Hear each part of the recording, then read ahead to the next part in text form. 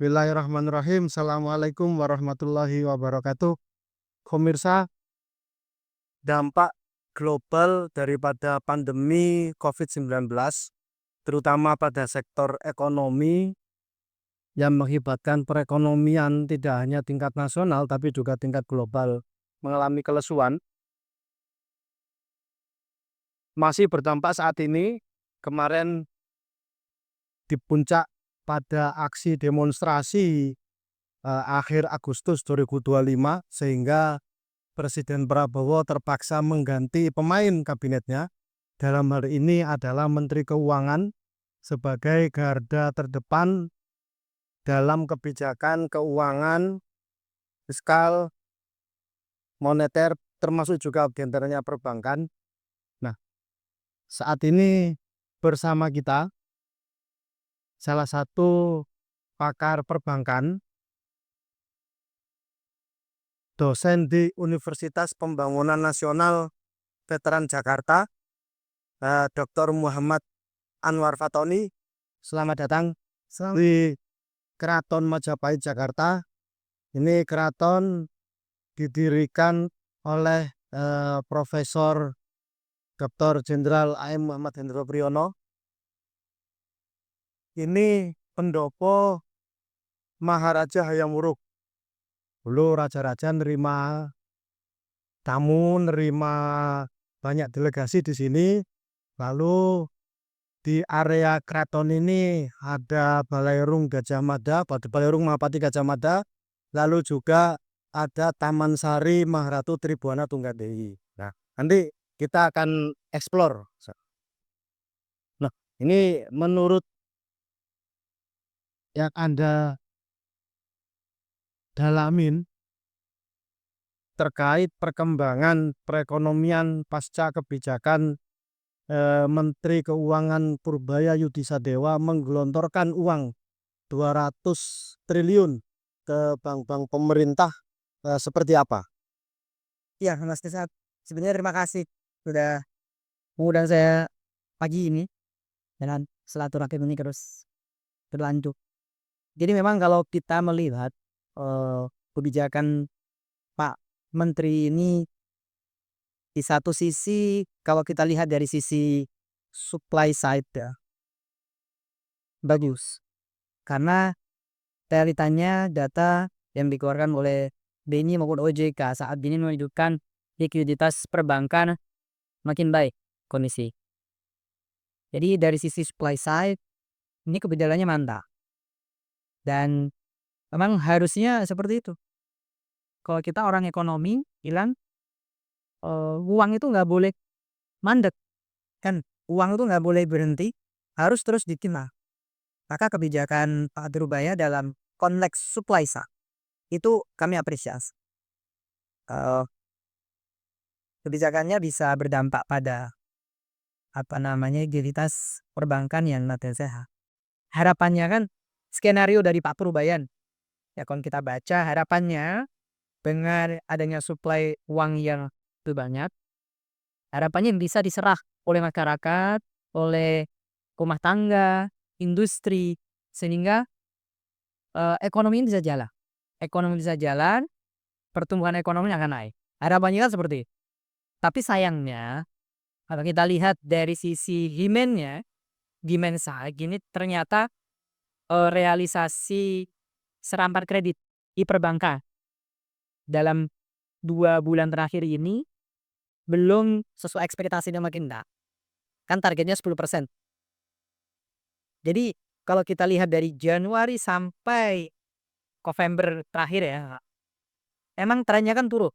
Makanya tidak heran mungkin salah satu penyebab ya ada pergantian pemain tadi antara dari Bu Suryani ke Sri Mulyani ke Pak Kerbaya itu adalah Pak Prabowo saya lihat membaca situasi. Jadi memang sudah ada tren perlambatan pertumbuhan ekonomi. Tren perlambatan pertumbuhan kredit yang ternyata dampaknya ke pertumbuhan ekonomi.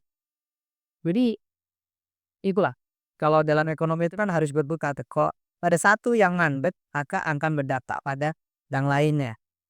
Maka kalau kita lihat sekarang, eee, termasuk Kapolda di banyak orang juga menyampaikan data-data beliau sangat aware sebetulnya bahwa memang segala terjadi perlambatan pertumbuhan ekonomi akibat apa, kalau kita cara teori ekonomi ya, tumbuhan itu kan kuncinya ada 4 tentang ekonomi. Satu, kuncinya dari konsumsi rumah tangga.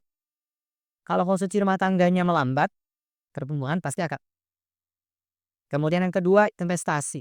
Investasi di sektor industri, investasi modal kerja, ya investasi, atau jangka panjang juga. Kalau ini juga terhambat, maka akan menghambat pertumbuhan ekonomi. Yang ketiga ini government spending.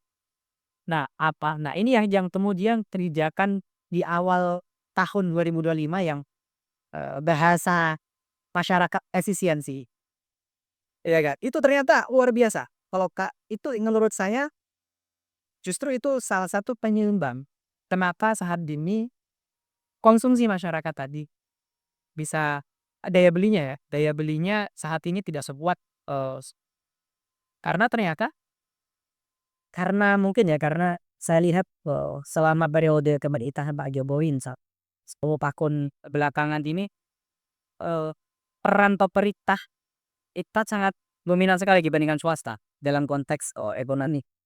Artinya banyak proyek proyek yang dikerjakan oleh pemerintah meskipun saat ini saya lihat sudah mulai baik, peran dari swasta ini porsinya sudah mulai mungkin salah satunya adalah, di jalan Pak Purbaya ya proyek apa namanya, PSN ini ya banyak di tempat biasa di Batus. Yang keempat, itu adalah ekspor neto. Jadi kalau 4 hal ini dijaga pertumbuhannya, secara otomatis pertumbuhan itu akan. Saya lihat Pak Purbaya dengan karena beliau posisinya di Menteri Keuangan ya, itu karena beliau apa namanya, porsinya adalah fiskal, karena usaha Pak Purbaya kita apresiasi dalam konteks supply side. Apa namanya, demand side ya yang tadi saya sampaikan. Jadi memang kita harus mengakui masih ada PR. Indikatornya apa? Indikatornya adalah serapan kredit di perbankan. Jadi di Februari, Januari, Februari itu masih 10% pertumbuhan kredit. Tapi, makin turun kan, 9, 8, 7. Puncaknya di 7 7% itu dan, eee, oleh Pak Purbaya itu sepertinya dilihat, ini ada problem nih ketika kreditnya, menurun pertumbuhannya, artinya kan orang nggak minjek sederhananya ya, masyarakat, industri tidak melakukan peminjaman ke. Ada ketakutan untuk meminjam. Faktornya ada banyak artinya kita bisa bahas saja. Faktornya ada banyak. Tapi yang pasti fenomena itu sepertinya genangan oleh Purbaya sehingga beliau oke, di samping iya tingkat likuiditas. Jadi masyarakat, DPK-nya dana pihak ketiganya yang ada di perbankan itu juga mulai, turun sehingga mengganggu likuiditas. Akhirnya Pak Purbaya melihat itu dan kemudian mengeluarkan aset untuk menyehatkan likuiditas perbankan. Harapannya ketika sudah sehat disalurkan itu ke masyarakat, ke industri gitu kan. Harapannya begitu dan targetnya harusnya 10%, tapi sekarang masih 7%-an. Jadi masih Tapi ada kemungkinan untuk meningkat ya? sampai akhir tahun prediksi saya agak pesimis kalau untuk 10%. Tapi di 2026 2006, kalau pengelolaan fiskalnya, tidak seperti di awal pun, di mana 300 triliun waktu itu kan oleh Bu Suryani Budi, 300 triliun itu sangat sangat berarti sekali. Susah. Untuk, proyek-proyek pemerintah, membiayai belanja pemerintah. Tadi unsur ketiga government spending. belum spend. Jadi harusnya idealnya misalkan ya, selama 1 tahun government spending itu katakanlah 1.500 triliun dipotong 300 triliun saja ini udah mempengaruhi pertumbuhan nasi. Karena apa? Dipotong 300 triliun, yield ini tidak dibelanjakan, maka ekonomi tidak berjalan secara optimal nanti. Nah, maka faktornya nanti ada banyak. Kenapa kok sekarang terlihat masyarakat maupun, industri ya, sepertinya masih enggak untuk ekspansi, untuk belanja. rumah tangga kita bahas satu-satu nih. Dari sisi rumah tangga misal, eee, apa namanya, masyarakat saat ini, apalagi yang menengah ke bawah, menengah golongan masyarakat menengah ke bawah ini saat ini cenderung mengerem, untuk melakukan spending, nanti itu. Lebih banyak saving-nya mereka. Sa eee, kal nah ini tentu akan berdampak pada aspek yang pertama tadi, consumption tadi. Ketika masyarakat mengerem untuk spending, ini sudah tanda-tanda bahwa daya belinya turun. Pertanyaannya kenapa bisa daya beli turun kan begitu. Kalau kita lihat beberapa, periode atau kuartal, 3 kuartal terakhir, memang banyak faktornya, untuk karena perlambatan ekonomi tadi yang menyebabkan akhirnya banyak, PHK. Jadi kita orang ekonomi lihatnya nggak asal supply demand aja. Demand-nya turun bisa jadi karena pendapatannya juga menurun, kan begitu. Kenapa bisa pendapatan menurun? Bisa jadi karena aktivitas investasinya, bisnisnya juga tidak sih. Kita lihat banyak PHK ya kayak berapa. Termasuk juga disrupsi, Teknologi. disrupsi teknologi. Banyak sekali sekarang, apa namanya, usaha-usaha atau bisnis yang sudah masuk ke platform digital, tapi banyak juga pengusaha yang terdisrupsi oleh itu. Artinya mereka nggak mampu beradaptasi dengan perkembangan teknologi itu tadi, sehingga banyak yang dibentuk karena hub. Ditambah lagi isu soal thrifting misal, yang juga, sedang hangat ya diperbincangkan dan faktor biaya tidak mendapatkan sorotan karena, apa namanya, dari thrifting itu kan dari luar negeri ya, apa namanya, impor impor impor apa, baju bekas misalnya, nah itu yang merusak harga kasar. Nah maka memang posisi pemerintah saat ini saya rasa memang agak sulit ya. Di satu sisi ingin mengembangkan usaha dalam tapi di sisi lain ternyata, eee, perkembangan teknologi informasi ini nggak bisa dibendung, dan banyak masyarakat kita yang masih menggantungkan sebenarnya langkah, yang dilakukan oleh Kementerian Keuangan, ya Kementerian KM ya, oh, pemberdayaan masyarakat kemarin, itu sudah cukup baik melakukan koordinasi bagaimana mengatasi masalah teknik ini dengan adanya substitusi.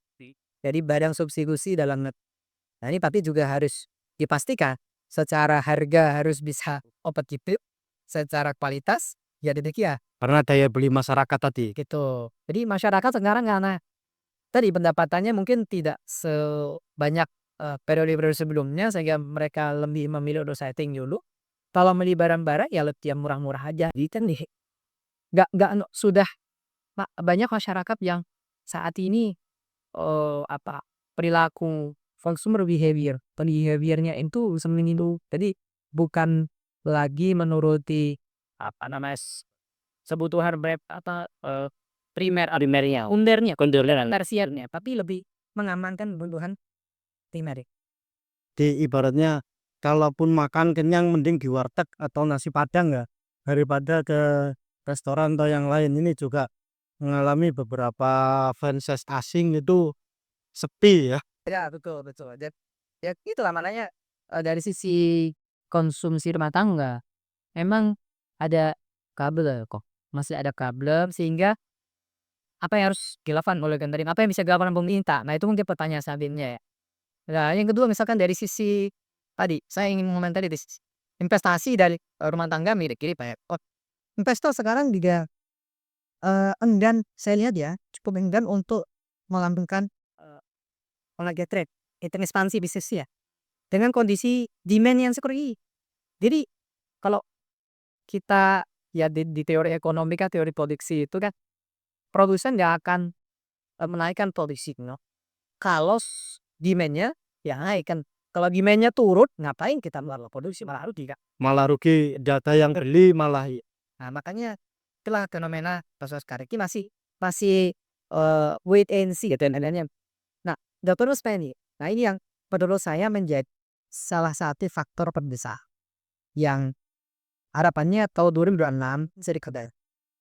Tujuan dari efisiensi sebenarnya bagus. Saya lihat bagus ya, yaitu ingin malah efisiensi itu sebenarnya bukan menghemat, sebetulnya konsepnya di situ yang menghemat, tapi menempatkan anggaran pada tempatnya, Lebih prioritasnya.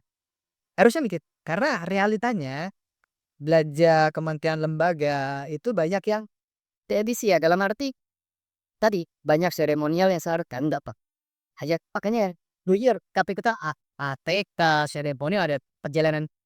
Tapi ternyata misalkan perjalanan perjalanan dinas pemerintah itu dampaknya luar biasa. Kenapa? Ketika pemerintah cover bilangan maka yang terdata adalah Ariksa, sektor pariwisata perdagangan, operasi UMN-nya, yang destinasi travelnya. terus. Jadi ketika itu ketika ini kan berarti dari sudah berapa bulan saya di UPN misalnya. UPN itu masakan luar biasa. Jadi anggarannya dipinci tidak bisa diakses. Nah, itu yang menjadi praktek. Seharusnya tidak ikut, tapi direalokasikan. Harusnya begitu. Ketika sudah dikunci, berarti spendingnya berkurang. Ketika spendingnya berkurang, nggak akan jalan ekonomi. Begitu. Karena habit dari ekonomi Indonesia selama 10 tahun terakhir, government spending ini porsi untuk besar. Kita kembali lagi, ini adalah ruangan ini Balairung Mahapati Gajah Mada. Di sekitaran sini, di sekitaran di ruangan ini pinggir-pinggirnya ada patung-patung Raja Majapahit dari Raden Wijaya pendirinya, anaknya Jayanegara, kemudian adiknya atau putrinya Tribhuwan Tunggadewi, Hayam Wuruk sampai ke Brawijaya 1, 2, 3, 4, 5.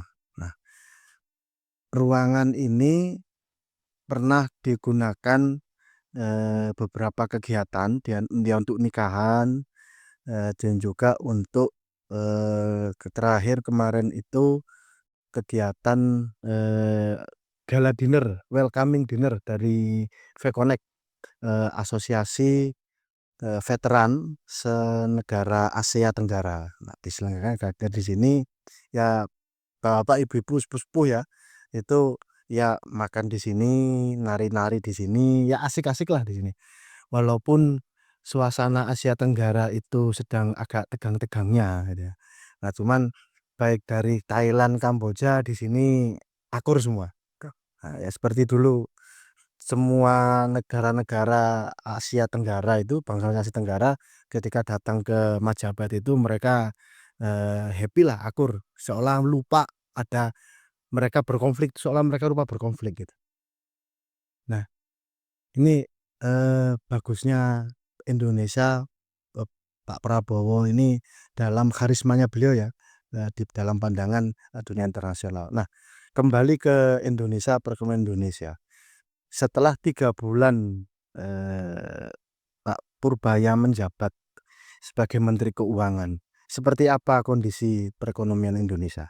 Ya, Terutama sektor moneternya ya, perbankan. iya, iya. Terima kasih Mas Muhammad.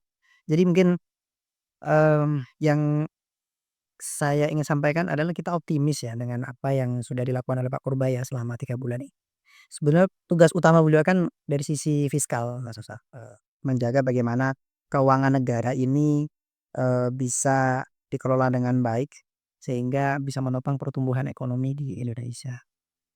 Kalau saya lihat 3 bulan terakhir ini kebijakan-kebijakannya memang memang menuju ke arah yang positif menurut saya.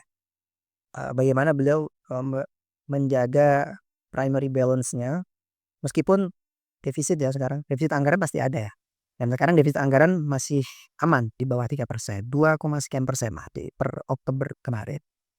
Artinya secara dari sisi fiskalnya itu masih oke, tidak melebihi ketentuan. Bagaimana dengan piutang-piutang misalkan, piutang-piutang nggak jadi masalah karena realitanya memang piutang-piutang yang dilakukan oleh pemerintah misalkan itu bisa diselesaikan dengan baik, dengan cukup baik. Meskipun sebagian kalangan mengkhawatirkan gitu, tapi saya lihat pengelolaan piutang cukup prudence, cukup berhati-hati. Termasuk penguatan rupiah pada US dollar Ya, hari yang lalu. kerjasama antara Kementerian Keuangan dengan Bank Indonesia saya rasa cukup solid ya, sehingga bisa mempertahankan, apa namanya, nilai tukar, inflasi dan seterusnya itu cukup baik sekarang. Hanya yang menjadi masalah, menjadi PR adalah sebetulnya adalah tadi, bagaimana daya beli masyarakat ini bisa Genjot. digenjot gitu kan, sehingga, bisa apa berdampak pada pertumbuhan ekonomi. Karena kalau daya belinya masyarakat ini tidak diperhatikan, artinya tidak ada insentif-insentif dari pemerintah misalkan ya, atau intervensi dari pemerintah untuk mengenjot daya beli, saya khawatirnya di 2026 ini akan berlanjut tren, masyarakat yang lebih milih saving daripada spending misalkan gitu ya. Kemudian para investor juga belum berani untuk melakukan ekspansi bisnis ya. Tapi, dengan keberanian Pak Purbaya saya rasa, saya optimis ya, optimis melihat ke depan 2026 lebih cerah lah ya, lebih cerah. Meskipun kita diuji ya, di akhir bulan ini, Ada bencana. tahun lalu ya betul itu ada bencana tentu ini, menjadi salah satu tantangan, tapi kita tidak boleh pesimis. Saya rasa justru investor itu paling nggak suka pesimistik. Nah itu makanya saya pesan nih kepada masyarakat ya, yuk kita bangun optimisme nih gitu, jadi Indonesia ini nggak bisa hanya pemerintah saja, saya rasa begitu. Pertumbuhan ekonomi nggak bisa dibebankan kepada pemerintah saja, tapi kita nih sebagai masyarakat, Indonesia juga perlu berkontribusi dalam ya misalkan janganlah kita menyebarkan hoax, yang justru akan memperkeruh apa namanya, suasana lah ya. Karena investasi itu akan masuk, kalau politiknya stabil, kemudian keamanannya terjaga, kemudian, hukumnya ditegakkan dengan seadil-adilnya. 3 hal ini kalau bisa dipastikan oleh pemerintah, maka insya Allah saya optimis sekali 2026 lebih cerah daripada 2025. Dan Pak Purbaya ini selalu, ya memprovokasi ya, 2026 kita kaya raya. Amin amin. Udah itu harus optimis, kalau nggak begitu repot kita. Pesimis itu membawa suasana yang tidak baik. Dan satu lagi mungkin kalau konteksnya pertumbuhan ekonomi ya, saya rasa tanggung jawabnya sudah tidak hanya di Pak Purbaya. Pak Purbaya itu bendahara nih. Justru para pembantu Pak Prabowo, di bidang ekonomi itulah yang seharusnya yang, lebih bertanggung jawab nih soal kebijakan-kebijakannya. Nah mungkin nanti setelah ini ya, setelah sesi ini kita akan banyak bicara apa yang bisa dilakukan oleh pemerintah. Kalau Pak Purbaya saya rasa sudah on the track sekarang beliau. Apa namanya, bagaimana mindset beliau, bahwa uang itu nggak boleh berhenti itu sangat-sangat setuju saya. Uang pemerintah nggak boleh berhenti. Meskipun memang harus ada cadangan kehati-hatian gitu ya, untuk dalam rangka apa namanya, pengelolaan keuangan secara prudensial. Tapi ketika tadi berapa ratus miliar, mandek di BI tidak diapa-apakan, tentu ini tidak bermanfaat. Dan Pak Purbaya saya rasa dalam hal ini sudah sangat tepat. Yang kira-kira dengan adanya bencana ini juga apakah akan mempengaruhi belanja masyarakat atau justru malah banyaknya sumbangan, banyaknya ini kan nanti bahan-bahan pokok itu kan pasti ya mereka beli kan ya? Ya ya, betul betul. Ya di satu sisi mungkin di wilayah yang terdampak, secara parsial pasti akan berdampak nanti ya, saya yakin akan terjadi perlambatan, ekonomi di wilayah bencana, Hanya wilayah itu udah bencana. pasti ya. Tapi di wilayah lain ketika, apa namanya, optimisme kita jaga, susu politik itu bisa kondusif, keamanan, kemudian, tadi ya, kepastian hukum ini bisa diberikan oleh pemerintah, dijaga dengan betul-betul dengan baik begitu ya.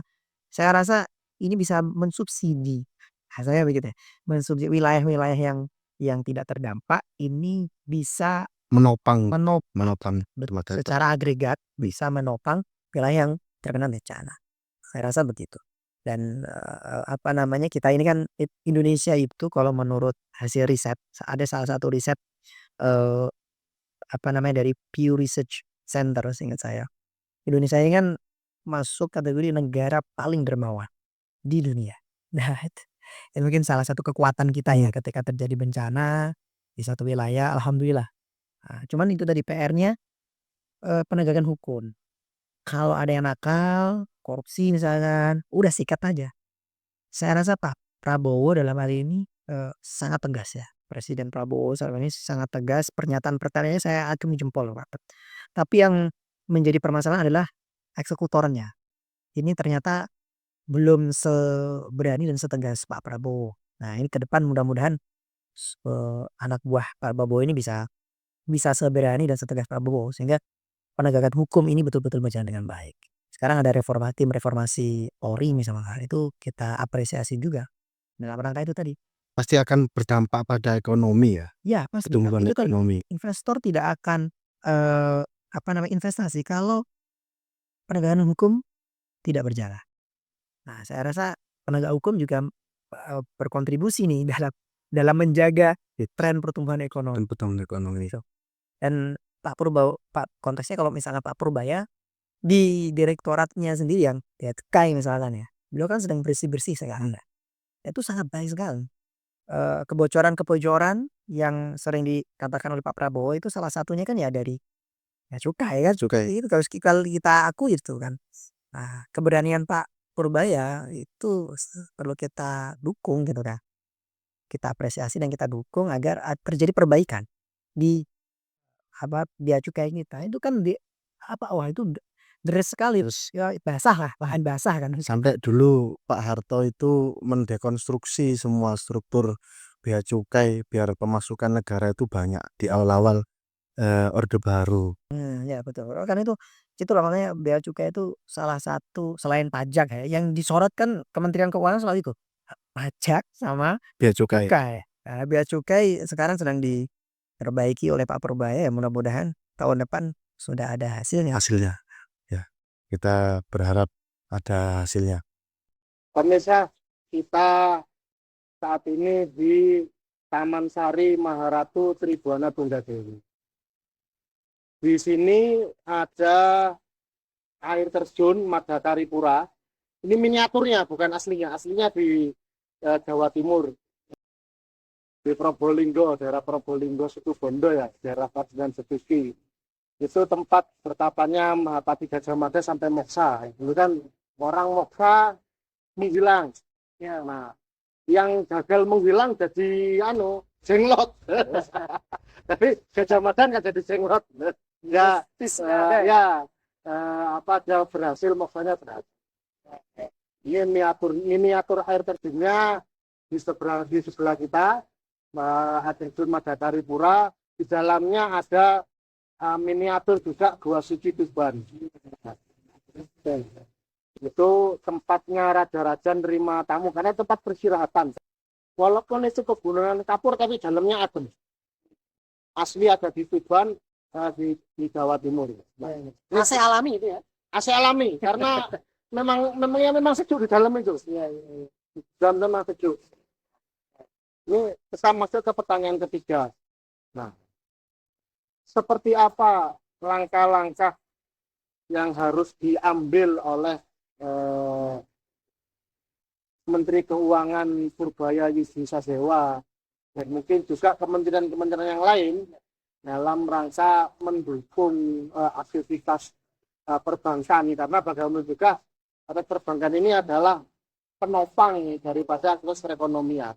Ini mungkin sekedar saya mau review sebentar. Dulu ketika di Mekah itu para pengusaha itu mendirikan bank-bank, mereka nyimpen uang untuk diputar jadi modal. Ini termasuk kita perbedaan hukum bank ya. Cuma kita ingin kembali ke pertanyaan, saya cuma ingin menegaskan perbankan itu aktivitas yang dibolehkan dalam agama, karena ada landasan historisnya. Kira-kira apa langkah-langkah yang harus diambil oleh Menteri Keuangan Purbaya Yusdi Sadewa dan kabinet menteri-menteri yang lain di kabinet Bapak Presiden Prabowo Subianto ini untuk mendukung aktivitas perbankan? Ya, baik. Saya rasa karena porsinya Pak Purbaya itu di fiskal, langkah beliau ini mungkin nanti bisa dilanjutkan di 2026. Artinya dana pemerintah ini jangan sampai diendapkan secara total di Bank Indonesia. ya harus dimanfaatkan melalui perbankan. Itu sudah langkah yang sudah tepat menurut saya. Sebagai stimulus untuk perbankan mendapatkan dana segar untuk nanti selanjutnya diputar. Kan begitu. Memang lembaga perbankan, lembaga keuangan perbankan ini kan fungsinya adalah intermediasi antara pihak yang kekurangan dana dengan pihak yang kelebihan dana. Jadi langkah Pak Purbaya di awal-awal kepemimpinan ini sudah sangat tepat saya rasa. Yang mudah-mudahan nanti 2006 bisa dilanjut, kan begitu. Untuk sustainabilitas perbankan syariah dalam konteks likuiditasnya. Karena kalau mengandalkan dana pihak ketiga, sekali lagi sepertinya akan berat perbankan. Karena masyarakat saat ini daya belinya masih perlu ditopang. Lalu pertanyaannya mungkin sedikit melebar ya. Lalu apa yang bisa dilakukan oleh kementerian yang lain atau kementerian yang lain untuk menopang itu? Jadi secara tidak langsung ketika daya beli masyarakat ini tinggi, maka kredit pasti akan tinggi. Sehingga dana pihak ketiga yang ada di perbankan ini bisa terserap melalui pemberian kredit tadi. Kredit dipakai oleh masyarakat, oleh industri untuk ekspansi bisnisnya, ya kan? Ekspansi bisnis, kemudian banyak terjadi aktivitas ekonomi, pengangguran mendekati angka 0. Nah, jadi kemudian orang mendapatkan pemasukan, dibelanjakan, dan seterusnya. Muter seperti itu. Harusnya perputaran uang harus berputar. Uang harus berputar. Nah, maka harapan kami adalah agar pemerintah melalui Kementerian Keuangan dengan tupoksinya dan kementerian-kementerian di bidang ekonomi ini segera memberikan insentif kepada masyarakat. Kita lihat misalkan pasca COVID, 1 tahun setelah COVID, langkah pemerintah sudah tepat saat ini. Banyak insentif digelontorkan, entah itu dalam bentuk bantuan langsung tunai, pengurangan pajak penghasilan, yang maupun bentuk program lainnya ya, insentif terhadap industri. Beberapa industri kan diberikan kelonggaran pajak saat itu. Tujuannya apa? Agar daya beli masyarakat ini bisa kembali naik, pendapatan PPH konteksnya misalkan pendapatan penghasilan kalau nggak bisa dihapuskan dikurangi lah dengan bahasanya, sehingga pendapatan yang didapatkan oleh masyarakat ini tidak berkurang melalui pajak, sehingga dia bisa lebih berani, lebih confident untuk spending. Salah satu contoh lagi yang awal tahun ini sebenarnya sudah baik dilakukan oleh pemerintah adalah memberikan subsidi listrik gitu, Pak. Januari, Februari, Maret pertumbuhan kredit kita di perbankan itu masih di angka 10-9%. Tapi makin ke sini, makin turun karena sudah dihentikan loh